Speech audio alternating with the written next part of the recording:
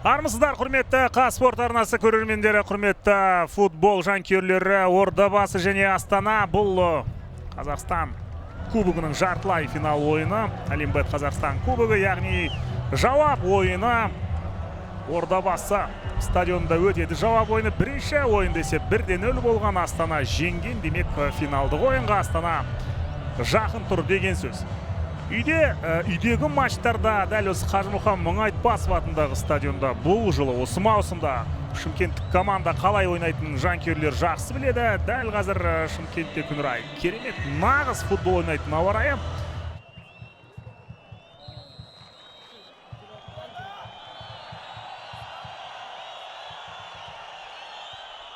Оставили в столице Марина Томасова, Аслана Дарабаева, тут же Исламбек Куат от момента опасный.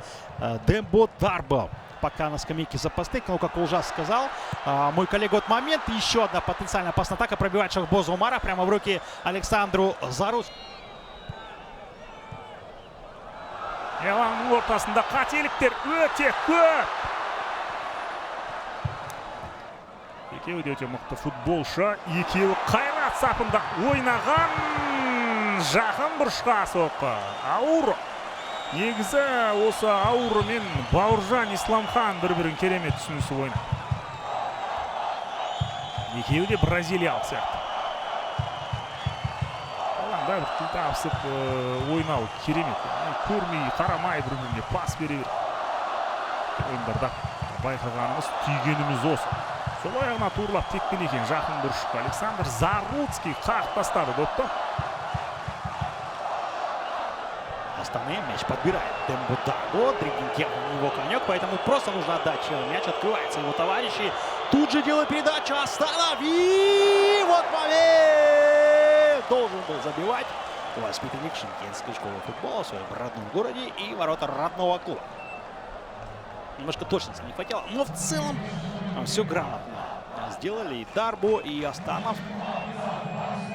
Вовремя открылся, получил своевременную передачу от гамбийского нападающего. Усуйбаев уже не успевал в силу возраста, естественно. Пытался пробить в дальний угол, понимая, что если попадет туда, то система точно не сможет выручить команду. Хотя можно было попробовать иначе немножко пробить.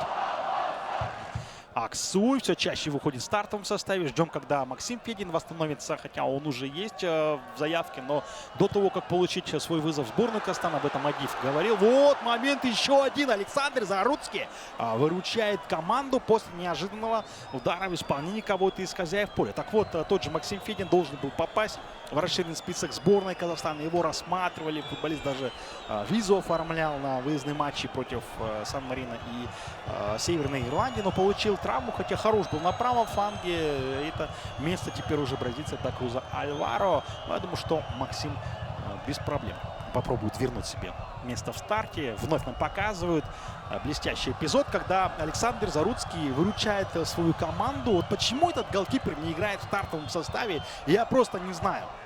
Астанов, өтті пас! Дарбо! Пас беруге тым кешікті. Дарбо! Асқа! Тағы берген. Ойының басында уәде бердіге алыстан соққы уақыттайды Асқат. Бүгін бір емес бірнеше рет талпынып көреді гол салу. Асқат тағы берген үшін Астана қақпасына гол салған бұл енді жағында екі есе тәтті болуы мүмкін бұл гол. Екі есе сондай бір қымбат болуы мүмкін. Оның үстіне жартылай финал. Жеңімпаз команда финалға жолдамалады. Қазақстан кубогының өткен жылғы чемпиондары Ордабасы алаңда. Ордабасының ойынын арнайды. Ордабасы командасының жаңа шабуылы. Ғафуржан Сүйімбаев. Ай-яй-яй. Еш кеткен еңбек. Қаншама метр үлкен жылдамдықта жүгіріп келді. Пас күтті. Владислав Васильев пас бермеді. Онда сол Манчестерда жүрген жылдарында Криштиану Роналдо Гарри Невиллға пас бермегенмен бірдей ғой.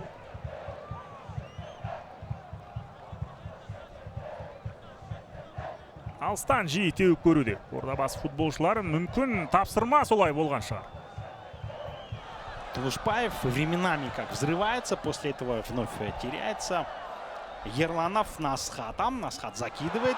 И вот момент, не смог переиграть футболист Ордобасы. Там не было офсайда, потому что сразу же я посмотрел на лайнсмена. Тот свой флажок не поднимал. Тулышпаев упустил прекрасный момент для того, чтобы открыть счет в этом матче. Еще раз посмотрите. Берген закидывает. После этого, кажется, Васильев в касание пяточкой сыграл. Это, наверное, уже чисто по-шимкенски, по-техасски, когда Жоржиньо сначала пяточкой играет на Садовского, ассистирует теперь уже и Владислав Васильев. Пытается то же самое провернуть. Наверное, просто наспор пытается совершить такие креативные действия в официальных матчах. Берген закидывает мяч. Там Тулышпаев снова. И все равно, пусть даже не самой удобной позиции, но попытался пробить кандидата в сборную Казахстана. Да, давненько уже Иркеблана туда не вызывали. Если наберет хорошую форму, было время, когда его почти все клубы премьер-лиги хотели. И Астана за него боролась, и Алматинский Кайрат, и Тобол хотел, и в Актубе его приглашали. В итоге борьбу за одного из самых перспективных на тот момент футболистов выиграл Кайрат. Бар күшін салып қазір қарсыластың айбалаңына дейін допты жеткізгісі келеді. Ары қарай не болса көреді енді Ордабасы ойыншылар. Мүмкін Сергей Малый жетіп келген шығар. Шабуылға. Жоқ. Тебуге болады алыстан. Владислав Васильевтің негізі солақай екенін жақсы білеміз. Бұл жолы оң аяғына келген еді доп. Ыңғайсыз бәрібір солақай футболшылардың. Тимур Досмагамбетов. Ерланов получает передачу от Сергея Малова. Верховая борьба. Шохбоз Умаров. Умаров. Что он предпримет? Можно сделать передачу и... Гол!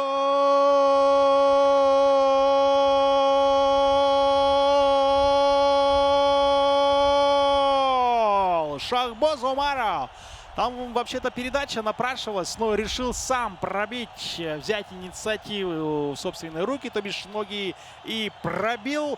Заруцкий не смог ничего поделать. И защитники вроде как пытались, конечно, мяч отобрать, прессинговать, но в итоге правильную позицию занял полузащитник сборной Узбекистана и забивает первый гол в этом матче. Посмотрите, верховая борьба, скидочка, мяч подбирает Шохбоз Умаров.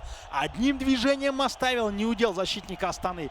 Приблизился к штрафной, к линии штрафной, убежал Отаманович. Рядом с ним Камо Оганесян уже центр смещался, после этого пробил, угадал направление удара Александр Заруцкий. Но было уже поздно, Шохбоз был точен, в итоге 1-0. Влево от себя угол пробивает бывший полузащитник белорусского клуба Батэ. Убежал на своих быстрых ногах, шикарная техника у него, о чем я и говорил в первом тайме. В результате первый гол он свой забивает. Камо бар бұл жерде. Оганесян әуелете пас шығара берсе болады. Енді еш қорықпай. Ғафуржан Сүйімбаев. Қазір керемет пас бере алды. Жоржиньо. Оған қарсы ереже бұзылды ма? Меніңше таза ойнаған сияқты бұл жерде Габышев. Исламхан. Берген. И вот это был удар. Рядом Габышев, рядом Аманович. Закидывает мяч и прямо в руки Мухамеджану Сейсену. Противостояние двух капитанов. Суимбаев торопится. Суимбаев будет, наверное, мяч поднимать. Все правильно. Прямо в руки Александру Заруцкому. Всеволод Садовский пробивает. А вот если бы кто-то подбежал, то вполне мог бы добить мяч в воротам Астаны. Еще раз посмотрите. Проиграли борьбу центральные защитники. Но это проблема Варазда Раяна. Когда перед ним высокий футболист, то частенько он верховую борьбу проигрывает. Хотя старается, но низом он хорош. Но в этом эпизоде именно Садовский сыграл наилучшим образом. Аимбетов. Астанов снова метил в угол и снова не попал, к сожалению. Астанов меніңше әдейі қисықтеу батқан сияқты. Ордабасына ренжіткісі келмейді. Ордабасы алдында мәңгілік борыштар бұл футболшы болып қалыптасуына жалпы ықпал еткен клуб Ордабасы бәрі. Эльхан Астанов шебер футболшы, оған ешқандай күмән жоқ. Алабат Айымбетов Солтүстік Ирландияға қарсы ойынды еске алып қазір өзі қорғаушылардан өтіп кетуге тырыспады. 15 минуттан 2 тайм көреміз тағы да. Алыстан теуіп көреді Мұхамеджан Сейсен. Дұрыс деп алмады қазір. Фабиан Урега.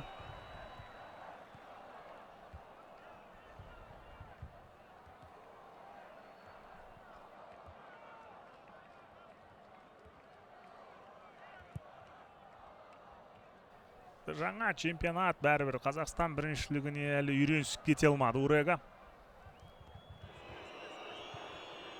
Бараговский әулете шығарды және кім-кімге кедергі келтірді. Вараздат Ароян баспен ойнағысы келді. Ароян Испан Ла Лигасында доп теуіп келген футболшы. Мұхамеджан Сейсен допты ойынға қосқаннан кейін төреші де сықырығын шалатын шығар. Төреші қосып берген 5 минут өте шықты. Допты ойынға қосуға да қазір мүмкіндік бермеді. Ордабасы Астана есеп 1-0 90 минут аяқталды. Бірақ та бұл супер ойын жалғасын таппақ ары қарай. Алда бізді қосымша 15 минуттан 2 тайм тұр.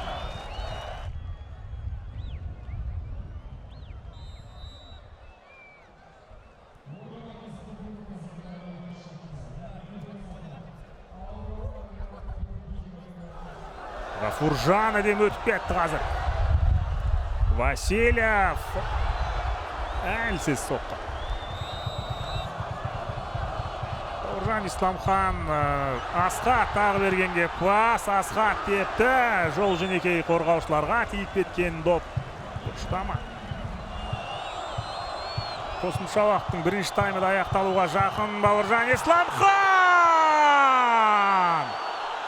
Александр Заруцкий тағда қайталап айтамыз. Бұл ойындағы үздік футболшы. Матчтың нәтижесі қалай болмасын, меніңше Заруцкий үздік. Енді елестетіңіз, осы футболшы Астана футбол клубының екінші қақпашысы. Это, конечно, со стороны выглядит очень-очень странным. Момент Оганесяна, подача. Малый голову подставляет. Аймбетов пытался пробить. Успел залететь или нет. Но Исламхан, конечно, шикарно подавал. Здорово играет на втором этаже. Ну нет, я думаю, что мяч полностью вряд ли успел пересечь и залететь в ворота. С этого ракурса тоже как-то сложно определить. Для этого нужны камеры, которые непосредственно сзади ворот установлены.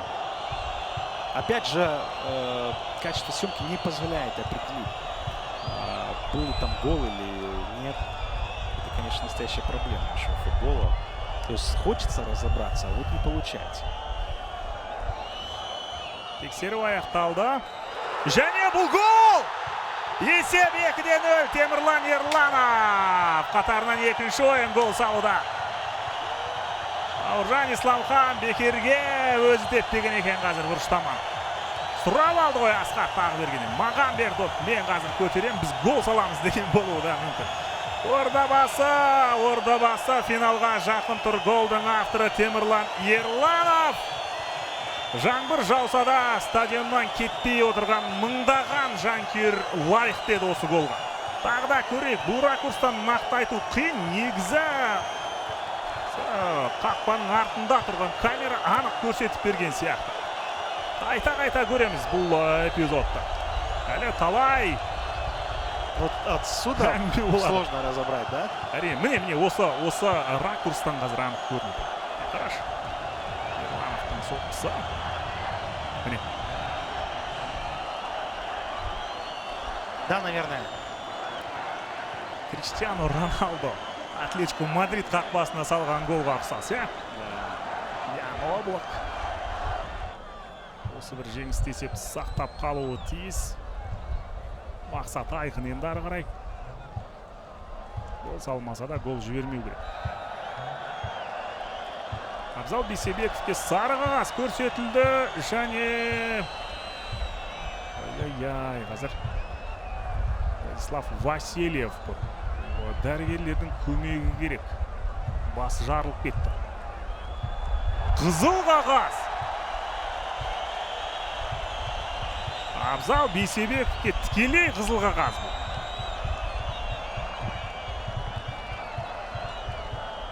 Астана онсызда 2-0 есебімен ұтылып жатыр. Енді бір кісі кем болып ойнайды алаңда. Бауыржан Исламхан қазір шұғыл түрде алаңнан алып кету керек дейді Владислав Васильев.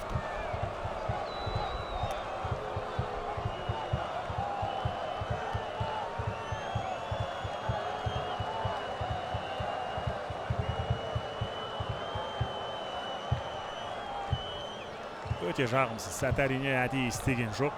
Абзал Бейсебеков ұзын бойлы алып денелі футболшы. Оға секірген кезде шынтағымен төбеден міне ұрып жіберген екен Васильев.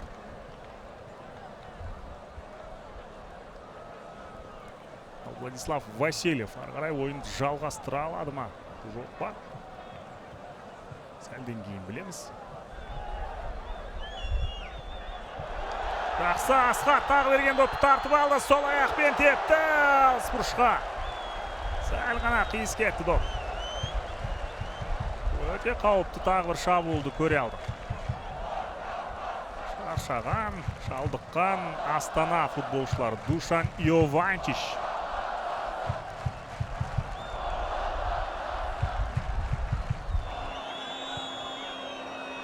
Тыңғылып шығарамыз деген жоспары іске аспады десек болады. Көрек, Эльхан Астанов. Эльхан Астанов бүгін Ордабасы қақпасына гол салмайды.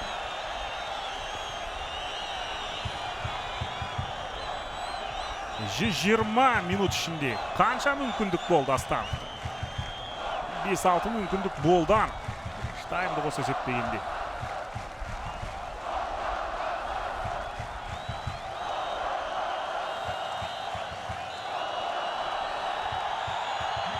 Мұхамеджан Сейсен допты ойынға қосса қазір төрешіде ақтығыстырып шалатын шығар. Бізге шабуылдағы қайталауды қайта көрсетіп жатқан кезде ойын аяқталды. Ордабасы Қазақстан кубогының финалына шықты. Шахбоз Умаров негізгі уақытта гол салған футболшы. Темірлан Ерланов экстра таймда есепті 2-0 жеткізген ойыншы. Ордабасы финалда қарсылас кім болады? Не Тобыл, не Атырау.